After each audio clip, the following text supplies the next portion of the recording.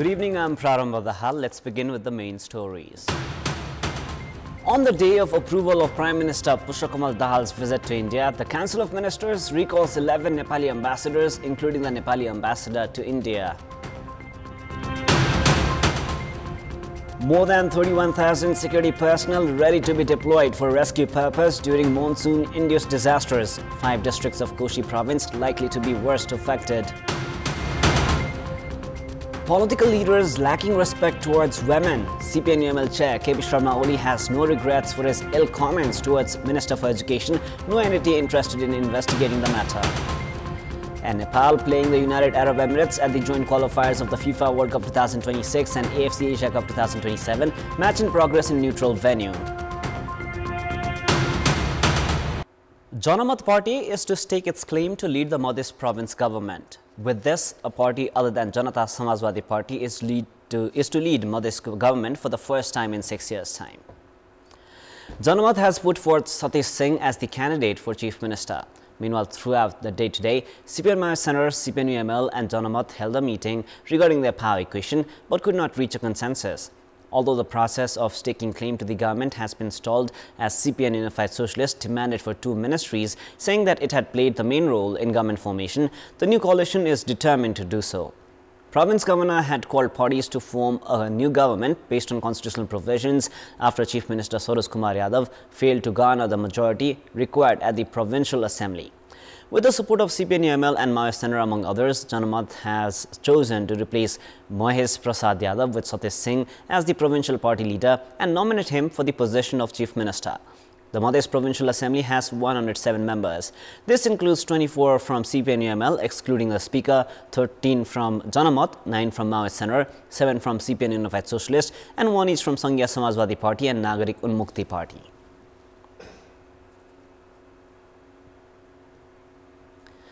On the day Prime Minister Pushpakamal Dahal's India visit was decided, the government has decided to recall Nepal's ambassadors to 11 countries, including India.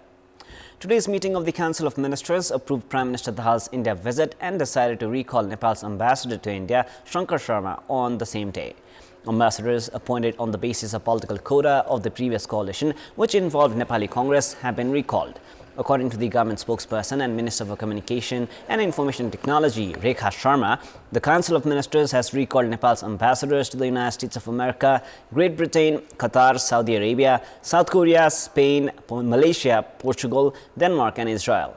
Prime Minister Dahal is leaving for India on Sunday to attend the oath-taking ceremony of his Indian counterpart, Narendra Modi. Following conclusion of the Lok Sabha elections in India, Modi is set to take the oath and assume office for the 3rd time on Sunday itself. With more than 1.8 million Nepali nationals expected to be affected by monsoon-induced disasters this year, the government has begun efforts for risk reduction. The government has begun preparations to install relevant technologies at high-risk zones and rescue and relief efforts. 35 to 55% more than average rainfall is expected across the country this monsoon season. Around 1,801,000 members or 400,000 households are expected to suffer from the monsoon-induced disasters. The National Disaster Risk Reduction and Management Authority has identified the need for rescue and relief for 18,000 households. As all 7 provinces are likely to be affected by the disasters, the authority has called for preparedness to combat the monsoon-induced disasters. As massive losses are likely this monsoon, the government has also sought support from political parties. The Ministry of Home Affairs has called for timely preparations for required rescue and relief measures and deploying volunteers. Politicians have drawn the attention of the Ministry of Home Affairs to ensure the presence of the government to the victims of the disasters. According to the government, the Disaster Relief Fund has a total of 6,780 billion rupees. As many families are likely to lose their homes, the government has also prepared a working procedure for the arrangement of their accommodation. The government has claimed that it has 2,200 tons of rice in stock in rural parts with 5,100 tons in the valley and the Tarai region. 10,847 Nepal Army personnel, 10,585 Nepal Police personnel and 9,924 Armed Police Force personnel are in a prepared state to combat the disasters. With higher rainfall expected this monsoon, risks of floods and landslides are also higher. Kosi province is at high risk of monsoon-induced disasters this year as well. With the victims of floods and landslides of last year yet to be ensured their resettlement, the government preparation has appeared poor this year as well. The Disaster Management Committee Dhankuta has estimated around 5,500 local residents will be affected by rain-induced disasters this year. It has determined the Tamor Corridor and Bheretar Ravirakhe Road area as the most landslide prone. In the past 4 years, around 600 houses have sustained damages because of monsoon-induced disasters. Those who have been displaced in these incidents have yet to be relocated. Many have been compelled to make do in their damaged houses because of lack of alternative. Likewise, Sunsari is also high on alert as the Weather Forecasting Division has projected of heavier than usual rainfall this year. But the local level has yet to begin preparations for the looming disasters. Flood control measures are yet to be carried out in Saptakoshi, among others. Elsewhere, it may be recalled that flood and landslides had affected Fidim, Hilihang, Falelung and Yangorak the most. Deforestation and unmanaged road construction works have raised the risks of disasters this year as well. Meanwhile, Morang District Administration has said it has coordinated with different security entities to stay prepared for monsoon-induced disasters for relief and rescue works. It has also directed concerned authority to expedite works of building embankments. In our Public Voice segment, we have asked in several provinces what type of preparations are ongoing for monsoon-induced disasters like floods, landslides and inundation in their region. Let us now take a look at what they had to say.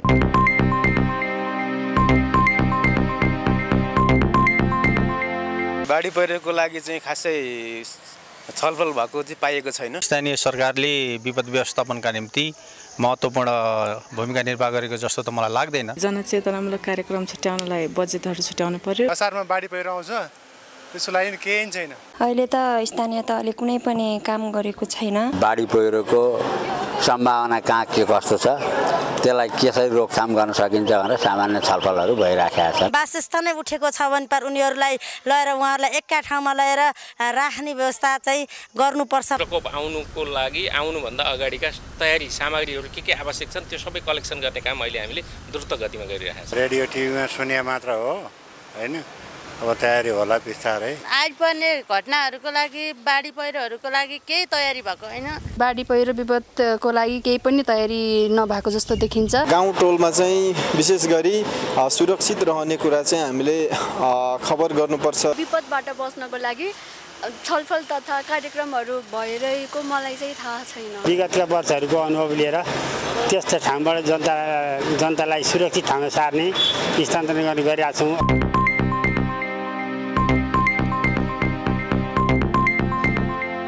The Parliamentary Probe Committee formed to investigate the fraud related to cooperatives is in a state of confusion regarding its jurisdiction.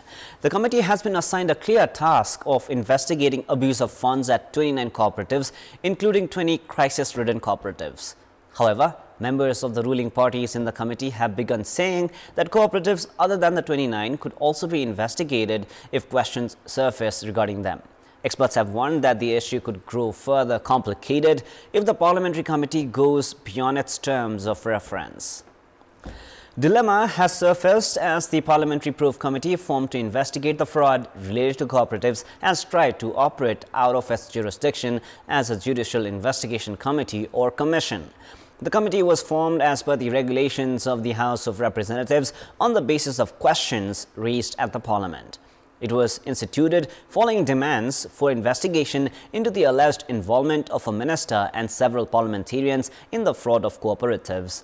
Analysts have said that the Parliamentary Probe Committee was formed to investigate issues raised at the Parliament and therefore should not go beyond the jurisdiction. They have said that the jurisdiction of the committee should be expanded if it is to investigate all crisis-ridden cooperatives across the country. A total of 8 committees have been formed in the past 34 years to investigate the problems of the cooperatives. Of them, 7 have already concluded their probe and furnished their reports to the government. However, those reports have never been implemented. If problems of all cooperatives are to be addressed, the government has the options of implementing the past reports or forming a brand new judicial commission.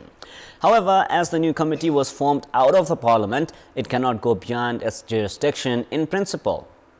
But the parliamentary-approved committee is itself in a state of dilemma regarding whether to investigate just those cooperatives and entities spoken about at the parliament or all crisis-ridden cooperatives of the country. The committee was issued a clear 4-point terms of reference which requires it to investigate 20 crisis-ridden and 9 other cooperatives. According to member of the main opposition Nepali Congress in the committee, parliamentarian Badri Pandey, the committee should focus on investigating the 4-point terms of reference and 29 cooperatives and conclude its probe. He is of the opinion that the committee should not go beyond its jurisdiction. If the committee goes beyond its jurisdiction, duration for return of the savings of depositors is certain to lengthen and the investigation process will grow further complicated. It is now time for a short break, but for more news, to stay with us. No entity has found it necessary to investigate CPNUML chairperson KP Sharma Oli's ill comments towards Minister for Education Sumana Shrestha. The statement made by Oli a few days ago is being severely criticized. The political mechanism, constitution and laws have changed in the country. However, the thought process remains the same, as Oli's statement is a prime example of it. However, despite widespread criticisms, Oli has not corrected himself. National Women Commission has said that it has noticed CPNUML chair KP Sharma Oli's ill comment targeted towards Minister for Education Sumana Shrestha. Minister for Education Shrestha has already shared her anger towards Oli's comment. She has said that the comment was not just against her but also against everyone who seek better academic and employment opportunities in other countries. CPNUML chair Oli made the comment while training the young cadres of his party. While his comment is sexist, it also disregards the independence of women. The leader, who claims to have devoted his life for equality and liberty himself, making such comments shows his perception of and towards women. Rashtriya Swatantra Party, a member of the ruling coalition, understood the gravity of the issue only a week later and shared its concern. Without naming Oli, Rashtriya Swatantra Party's parliamentarian Shishir Khanal shared his concern about the statement. Marriage is a personal choice. The Constitution of Nepal has granted the right to pick the life partner of interest. Questions are not raised when a Nepali male marries a foreign female. However, questions regarding nationality are put forward when a Nepali female marries a foreign male. In addition to that, Oli's comment on Shrestha becoming a parliamentarian has also disregarded the position and dignity of parliamentarians. Members of the House of Representatives from CPNUML itself are not happy with Oli's comments. No complaints have been filed against the hate speech against a minister by a senior leader of the country, while no entity has found it necessary to investigate the matter. Citizens are sovereign in democracy. There are no differences between men and women. Equality has been ensured by the Constitution. However, just because he does not like someone, Oli making such comments is against the norms of national and international human rights. It is now time for our segment Public Polls, where you text us with your opinion. Public Poll. And before we ask today's question, let us take a look at the result from yesterday's poll. Yesterday we asked, what message is Prime Minister Pushpa Kamal Dahal trying to give as he prepares to shuffle his cabinet for the 13th time? 65% were for A, will do everything to sustain his government. 16% were for B, it's a compulsion. And 19% were for C, fostering unstable politics. And here is our today's question. What should be done to individuals making ill comments against women? Your options are A, take actions, B, make them apologize, and C, teach them discipline. The voting is on. Type NEWS, select your option A, B or C and send it to 34001 to share your opinion with us. It is now time for the international news.